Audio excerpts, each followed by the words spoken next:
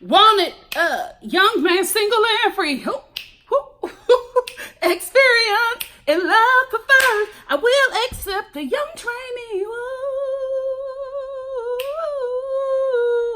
I'm gonna put it in the one X. Yeah. Oh, I've been jamming to that song all morning. Let's get into it. Just by watching this, I just realized that the poor man's Gerard Butler, Chris Mikowski, he's on a walker. He's on a walker in the opening credits of this show. I cannot with this messy show. So we open up where the last episode left off with Jordan and Christian getting into it over a damn pinata. I'm telling you, I don't know why women get paid less. This is how men act on a regular. This whole fight was started over a pinata. And we make less because we're so emotional.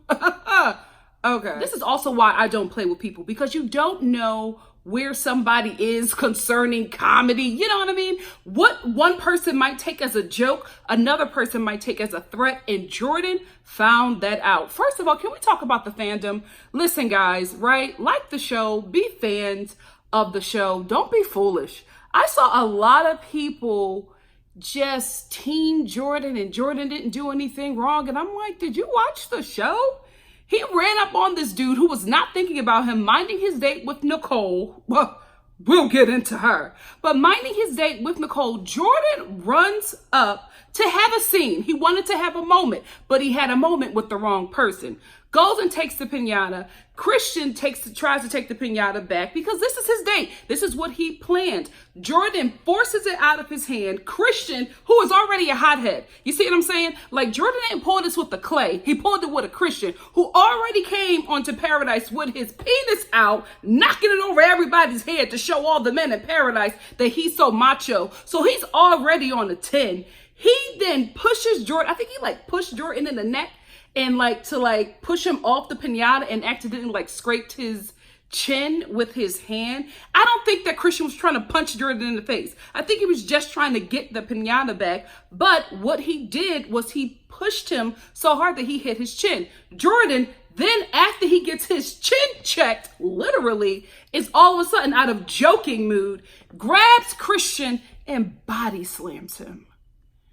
Where the hell do they do that at? With nothing. Nothing should have gotten you to that point over a pinata, guys.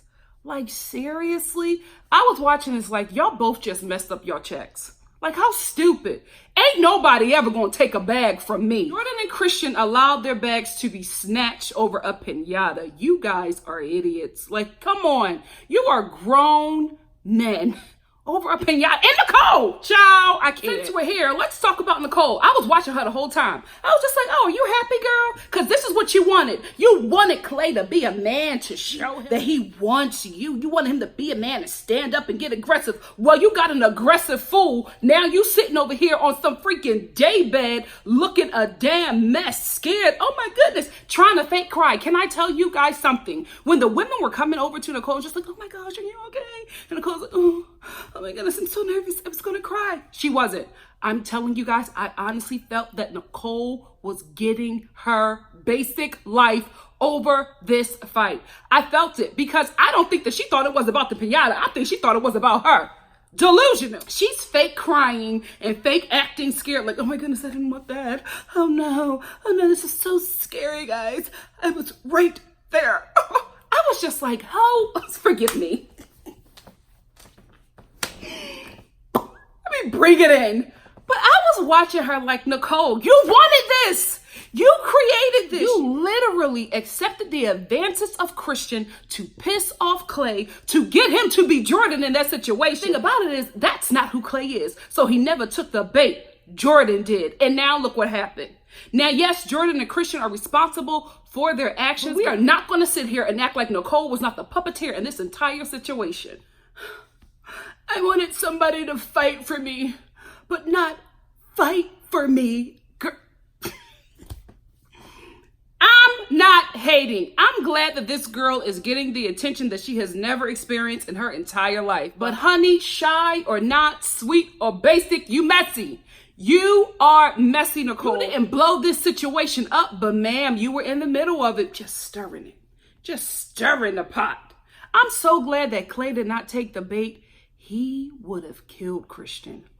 Let me tell you something. He is a sweetie. I see it in him, guys. He is a sweet guy. But all it takes is one little moment for that dude to snap, and it's going to be hell to get him back. Don't play with them football players. They do that stuff for a living. Aggression is how they make their money.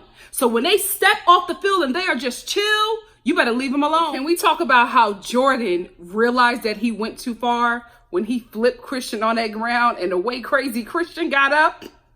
Jordan was like, I want no parts of this. Homeboy got away from Christian with the quickness. I was looking like, how did Jordan get all the way over there? He didn't want no parts. Security was protecting him. Jordan was still talking because, listen, say what you want, but the dude is still on camera. You know what I mean? So he still got to talk his junk so he don't look like no punk. But, baby, I read your body language, Jordan.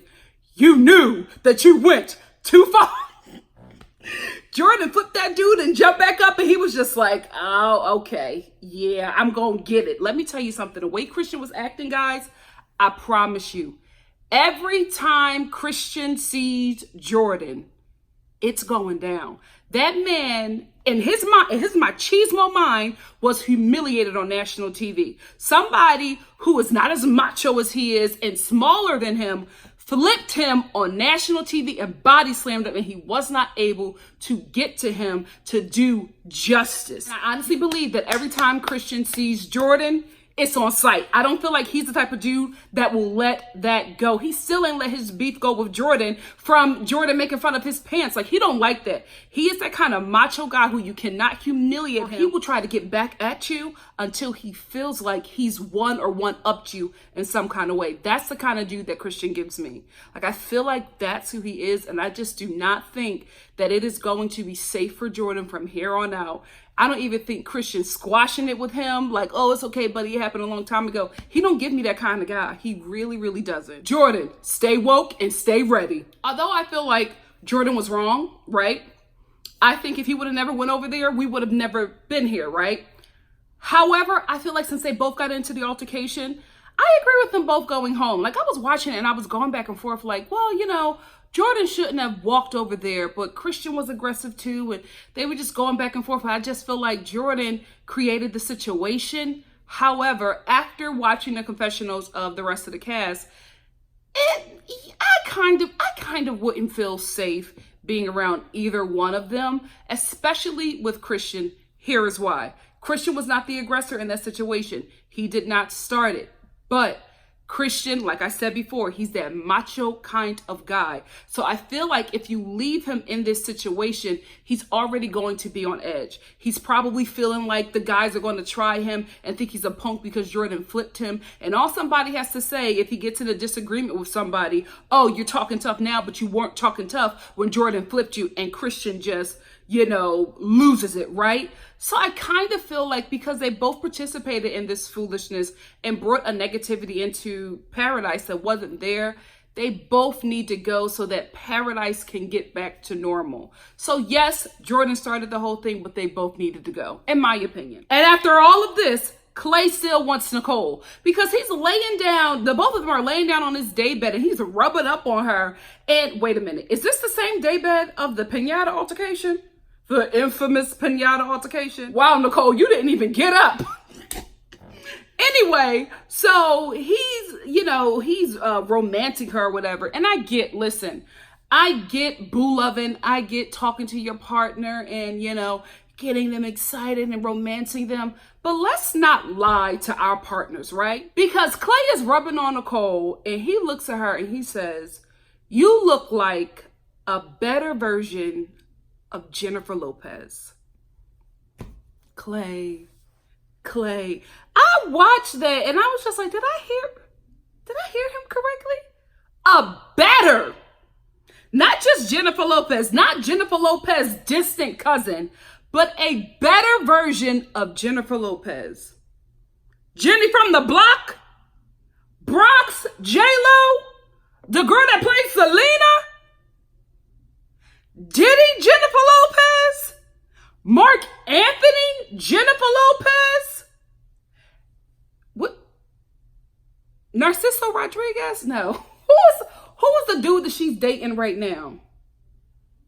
The Dominican god is not Sammy Sosa Lopez? Like, are you kidding me? A better version of Jennifer Lopez. I said, listen, Clay, you give off a little bimbo, but you ain't dumb, bro.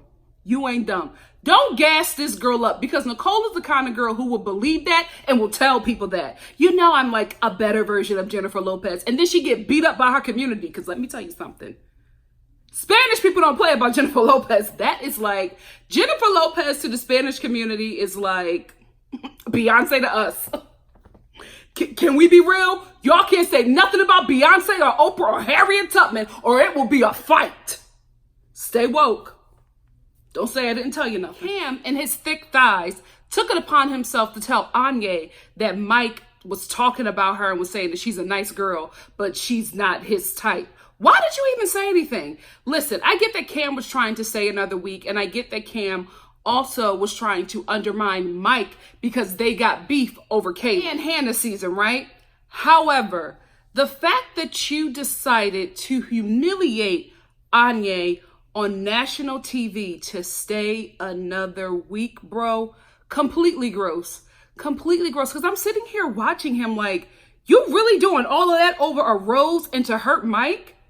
So you don't give a damn about Anya, and then you're going to sit up there and lie and say, I'm just telling you this because you're my friend. So if you want to give me the rose, I would understand. Or you can just go over there and make it work with him and see like really where he's at and if he really means it. I'm sitting here and I'm just like, if you heard that he said that he's not into her, you overheard him say this, why are you sending her up there to talk to him for him to tell her? I think he wanted her to get humiliated so that Mike could be the bad guy and so that Anya could be so pissed that she gives the rose to Cam as a thank you for telling her the truth. But the way he went about it, I was so disgusted because he was willing to humiliate Anya just so he can get a rose. Gross, bro.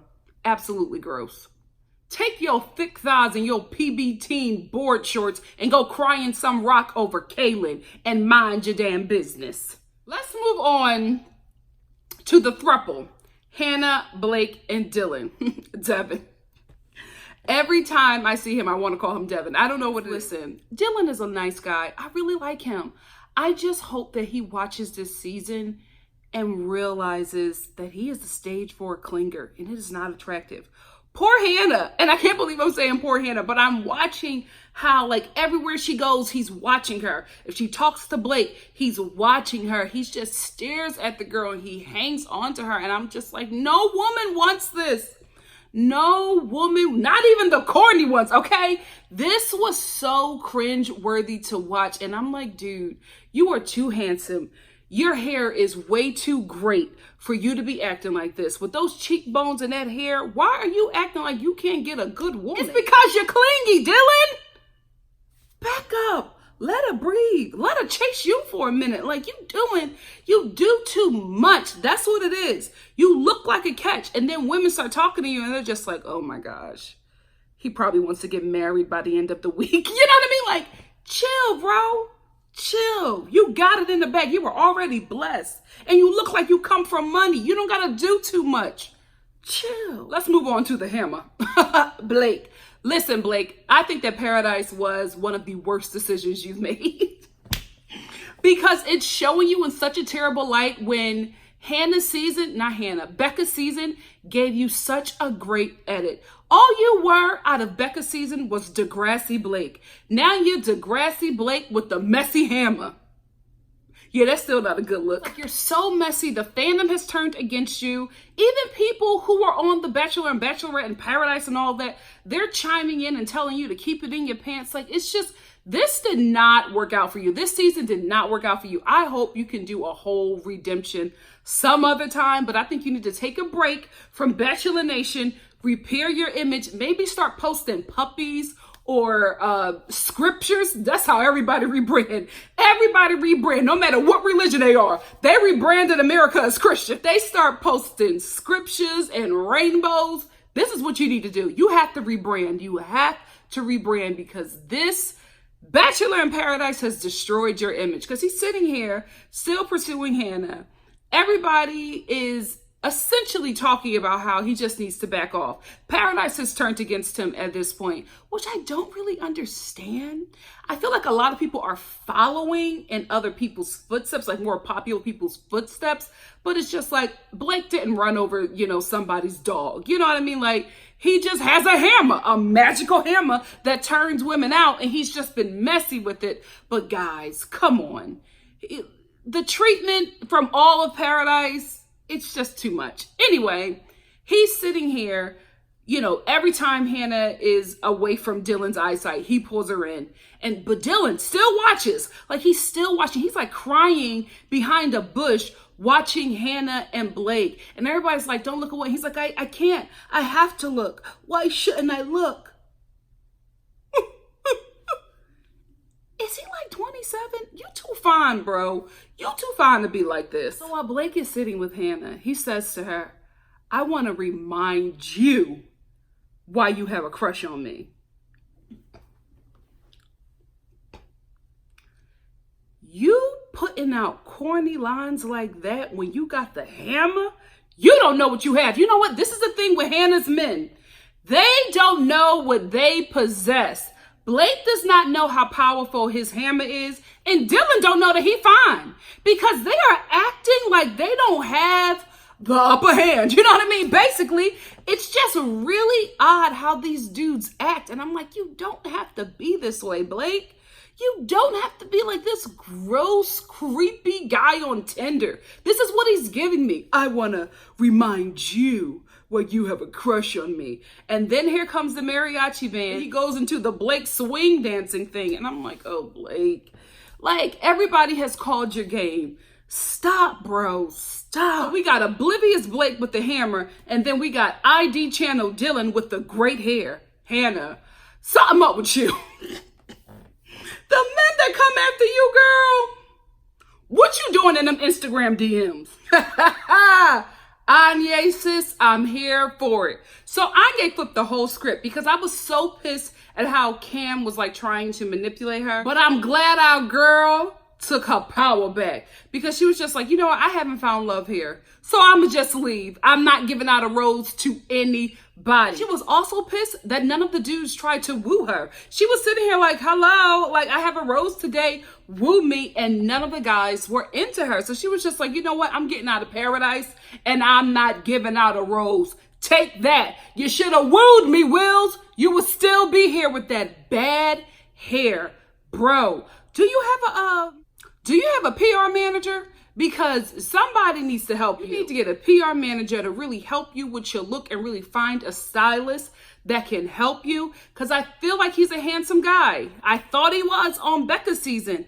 But this season of Paradise, I'm like, what in the ratchet Trader Joe's is this? JPJ and Tay Tay. I'm shipping it. I like these two together.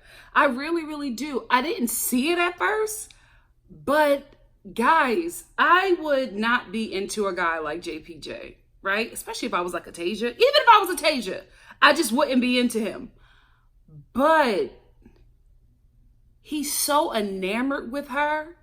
Like, how can you not fall in love with him?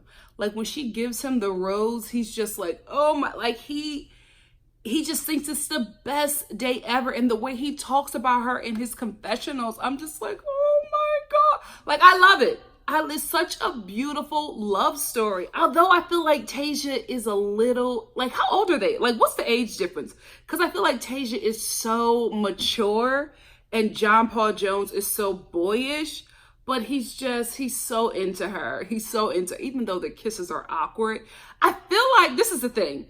I feel like Tasia, she can't turn down this man's advances because he doesn't come after her in a way that's like, he doesn't crowd her. He doesn't make her uncomfortable. He's just so enamored by her. And when he talks to her like in such an uplifting and loving way. Like, how can you not get sucked into that? But I still think that there's some apprehension from her, from Tay Tay, because I think she wants him to be a bit more mature. I think if John Paul Jones was older, if he was like a nice 35, I think she'd be all in. But I think because he's so boyish, I don't feel like she's ready to commit. What do you guys think? Let me know in the comment section below. But I'm shipping them. I like the both of them for each other. I just don't know if there's a future. Let's talk about it. Picks Dylan. I don't think she wanted to. Can we be real? Let's talk. Hannah picked Dylan because that's what we wanted her to do. That's what we wanted her to do. That's what everybody in Paradise wanted her to do. But Hannah wanted the hammer. At this point, who doesn't? Okay? Hannah wanted the hammer. And I think she knew that I'm going to be on TV looking like a heartless hoe. So I better make the right decision. And Dylan, I'll get through Paradise with him. But when we leave here, when this show wraps, I'm going to a local Mexico motel and I'm getting that hammer. That's what I think. I don't feel like this girl has the same affection for Dylan that he has for her. I just don't see it. I don't see her giving it back. I see her just, accepting it because she feels like it's the right thing to do for her image. I feel like Hannah is producing her storyline. This is not what she wants, but she knows it's what the viewers want, what the fandom want, what picking Dylan will make her look good in Paradise. This is an image move for Hannah. It's not what she wants. As a fellow TV producer, because I'm producing Nikki Star TV. I'm producing this Bachelor in Paradise recap. Respect my hustle. Anyway, as somebody who has the producer eye, I saw this move coming. I knew that Christina was going to pick Blake. There's no way as a producer that I would send home Blake when we have so much great footage of Dylan breaking down, Hannah being confused. This combination is very good for TV. I would never break that up because can we be real? Blake, Hannah, and Dylan have been the Colton and oh God, girl, I forgot your name. See, I told you he was scamming you. Tia, TT, the Colton and TT of this season. That's who they have become because every episode has been about them. Every episode. So as a producer, I want to break that up because I know that this is a lot of tea. This is a lot of mess. It's a lot of drama and it's a lot of tears. I don't want this to be broken up because I won't have a show. Because outside of Blake, Hannah, and Dylan, not much is going on. There's stuff happening with other couples, like Demi has a storyline that we'll talk about in the next episode. She has a great storyline, but it's not messy. It's beautiful. It's sweet. This is messy. So I knew that Christina was going to do it, and I'm proud of her. She was like, listen, you want a show? I'm going to give you a show. Blake, you want this rose? I said, okay, Christina, you better come back and make some power moves because you was looking like a fool last season. But this season, she said, you know what?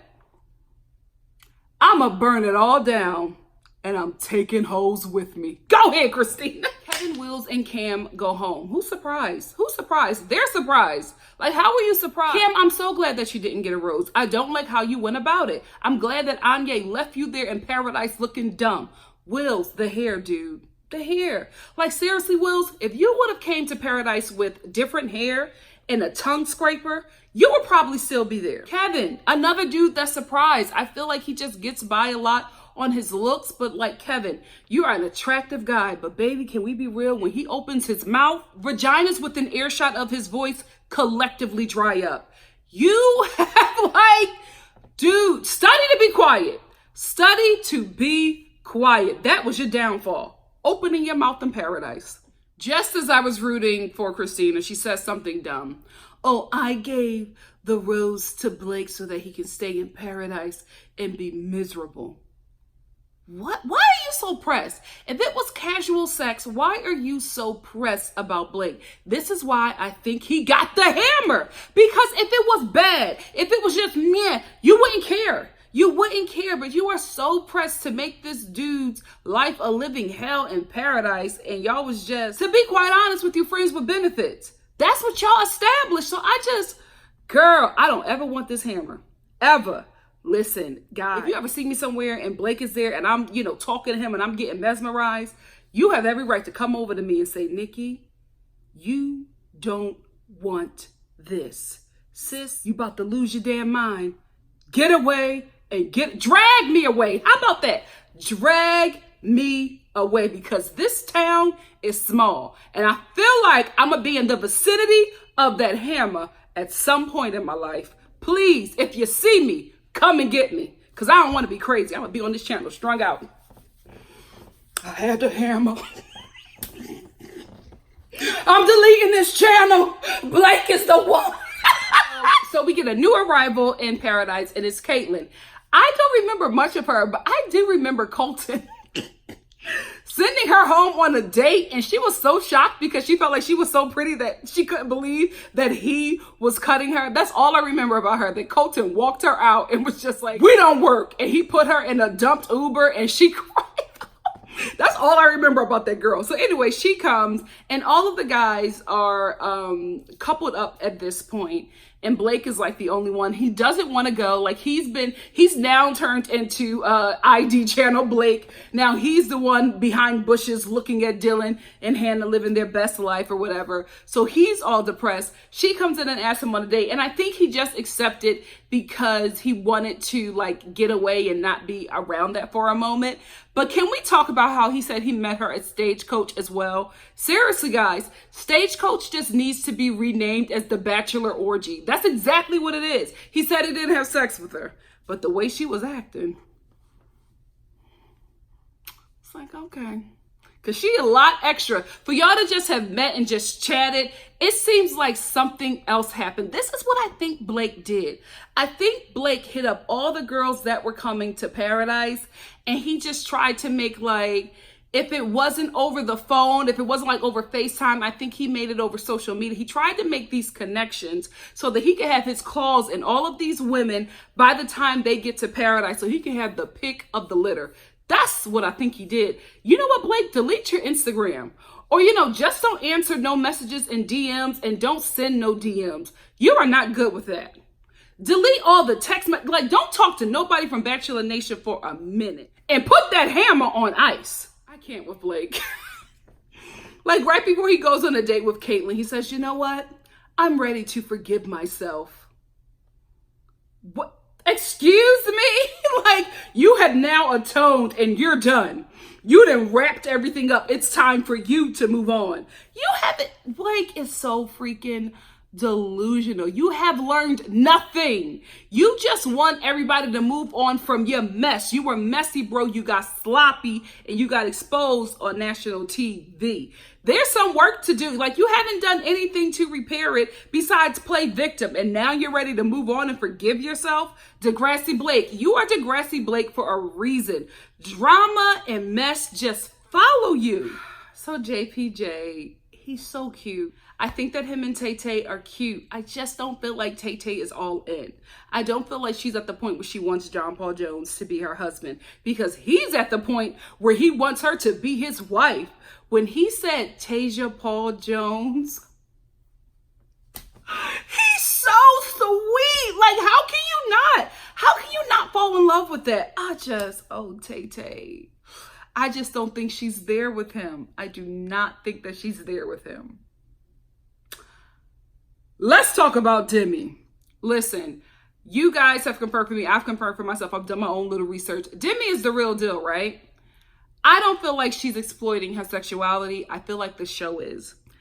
I think she probably told them about her sexuality. You guys know right before anybody is ever cast on the show, even if they know about them in paradise, they still ask them questions about their life to see if there's anything that they can talk about and just basically craft a storyline before they even hit the sand. Because everybody before they enter paradise already has a storyline. The producers and writers of this season have already sat down and created a storyline for every person. They might not know about it, but production does. And I think that Demi said, well, I am available to come because I'm casually dating a woman for the first time in my life. I just came out as bisexual. And the producer was just like, oh yeah. I think that she was very open and honest with it. And I'm glad that we have somebody from the LGBTQ community on this show. However, I feel like her journey is being exploited. You know what I mean? Why the hell is Hannah here talking to Demi about Christina? It just seems so produced. I'm just like, if y'all really good friends, you couldn't text her? You couldn't FaceTime her. You literally flew to Mexico to paradise to talk to Demi about Christina. It just seemed so produced, and it just made me feel uncomfortable. It made me feel uncomfortable with something like this. I was just like, ooh, guys. I feel like The Bachelor deals with queer issues the same way they deal with Black issues. You know what I mean? Like, I was watching The Bachelor and The Bachelorette like back in the day when it started. Like I told you, I'm a Trista and Ryan fan forever. I got back into this because I was just like, I don't think they're going to do Rachel justice. And to be honest with you, from what I've seen after the show, I don't think she got her just due. Like, I don't think that they did her justice. I'm like, this is the first Black Bachelorette. I don't think they're going to cover her properly. That's the only reason why I started to review this show, because I wanted to make sure that she wasn't being exploited, and that her race wasn't being exploited, and that they weren't crafting storylines to exploit race, which they did. That whole Lee and Kenny thing, guys, before they even got to that mansion, that storyline was already crafted, and it was horrible, and it was very stressful for Rachel because that was taking over her season. And I feel like this is what's happening with Demi. This is who she is. The show does not really know how to talk about it because to be quite honest with you, the people who are crafting this storyline for her are straight. So they don't know how to talk about it. They don't know how to, work it into the show. It just seems like a lot of exploitation. I'm just like, Hannah, why are you here? Oh, so, how you doing? Like, you just stopped by to ask Demi how she was doing. She beelined it to Demi and said, I'm here to talk to Demi. And then we bring up Christina, and I'm just like, this doesn't feel right to me. How do you guys feel? Let's talk about it in the comment section below. And if you like what you see here, please like, comment, subscribe, and share. And I will see you for the next episode of Bachelor in Paradise. Love you guys. Bye.